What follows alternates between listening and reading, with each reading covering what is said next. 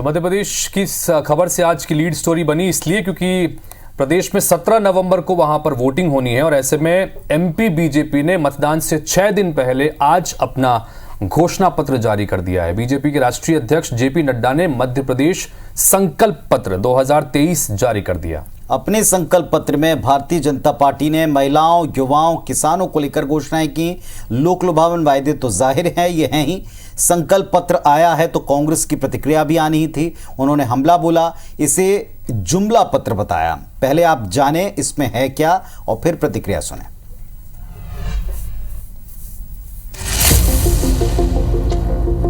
मोदी की guarantee, BJP का भरोसा, इसी टैगलाइन के साथ बीजेपी ने अपना चुनावी संकल्प पत्र जारी किया। बीजेपी के राष्ट्रीय अध्यक्ष जेपी नड्डा ने भोपाल के मिंटो हॉल में कई दिग्गजों के साथ बीजेपी संकल्प पत्र 2023 का विमोचन किया। भाजपा ने संकल्प पत्र के लिए करीब 4 महीने तैयारी की थी। समाज के अलग अलग वर्गों से आए 7.5 लाख सुझावों के आधार पर इस संकल्प पत्र को बनाने का दावा है। 96 पेज के संकल्प पत्र में बीजेपी ने कई बड़े वायदे किए हैं कि भारतीय जनता पार्टी अपने संकल्प पत्र को लेटर और स्पिरिट में इंप्लीमेंट करती रही है और आगे भी हम उसको पूरा करेंगे। इस संकल्प पत्र को लॉन्च करने के पहले जेपी नड्डा ने साफ कहा कि बीजेपी अपने संकल्प पत्र में वही वायदे कर रही है जो वो पूरा कर सकें। सीएम शिवराज से लेकर बीडी शर्मा तक सभी नेताओं ने इस संकल्प पत्र को प्रदेश के विकास का नया विजन तय करने वाला बताया। संकल्प पत्र को अक्षरशः रोड मैप बना के मध्य प्रदेश के विकास के लिए और हमारे प्राणों से प्यारी जनता के कल्याण के लिए अक्षरशः नीचे उतारेंगे। कि मोदी की गारंटी मतलब गारंटी पूरी होने की गारंटी। भाजपा का संकल्प पत्र पूरे प्रदेश की जनता की सहभागिता, पर्याप्त शोध, सर्व कल्याण की सोच के साथ तैयार किया गया ये संकल्प पत्र है। वहीं बीजेपी के संकल्प पत्र को कांग्रेस ने झूठ और जुमला पत्र करार दिया, जिस पर बीजेपी कांग्रेस में वार पलटवार भी शुरू हो चुका है। आपकी गारंटी तो बहुत पहले एक्सपायर कर चुकी है और अब मध्य प्रदेश में जुमला पत्र लाकर शिवराज जी का विदाई समारोह करके आपने हमारे वचन पत्र को और पुख्ता कर दिया है।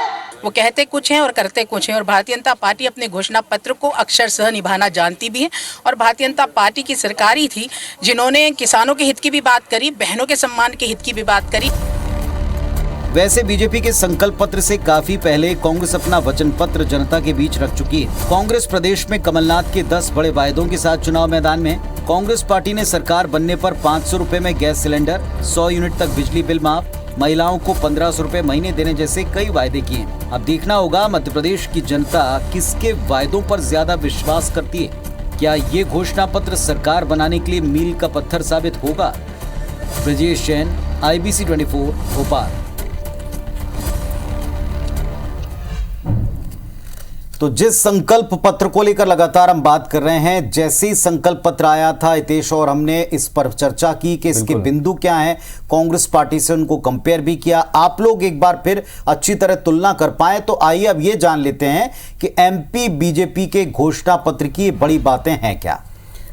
तो एमपी बीजेपी के घोषणा पत्र की बड़ी बातों की बात करें तो सबसे पहले 1,30,00,000 बहनों को पक्के मकान देने का वादा किया है, जिसका अभी हम जिक्र भी कर रहे थे। तो 3100 रुपए प्रति क्विंटल पर धान की खरीद का ऐलान भी किया गया है और साथ ही साथ 2700 रुपए प्रति क्विंटल पर, चूंकि गेहूं पैदावार में वहां आगे है प्रदेश, तो गेहूं की खरीदी होगी। तेंदुपत्ता संग्रहण दर 4000 रुपए प्रति बोरा किया जाएगा। इसके साथ ही 5 साल तक गरीबों को मुफ्त राशन मिलता रहेगा, बल्कि इसमें कुछ नई चीजों को ऐड किया गया है। गरीब कल्याण अन्न योजना में चीनी और सरसों तेल को भी अब ऐड कर दिया गया है। इसी तरह से हर डिवीजन में IIT खोलने का प्रयास भी किया गया है। उज्ज्वला और लाडली बहनों को 450 रुपए में गैस सिलेंडर, अब ये तो टसल बन गई दोनों पार्टियों में सिलेंडर को लेकर। वहीं एम्स की तर्ज पर मध्य प्रदेश में मेडिकल कॉलेज विकसित किए जाएंगे और 6 नए एक्सप्रेसवे का निर्माण करने का भी वायदा है। और साथ ही संकल्प पत्र में बीजेपी ने हर परिवार के एक सदस्य को नौकरी देने की बात भी कही है। इसी तरह से ग्वालियर जबलपुर में मेट्रो चलाने का वादा भी अपने संकल्प पत्र में किया गया है। आदिवासी समाज के लिए 3 लाख करोड़ खर्च करेंगे, ऐसा वायदा है।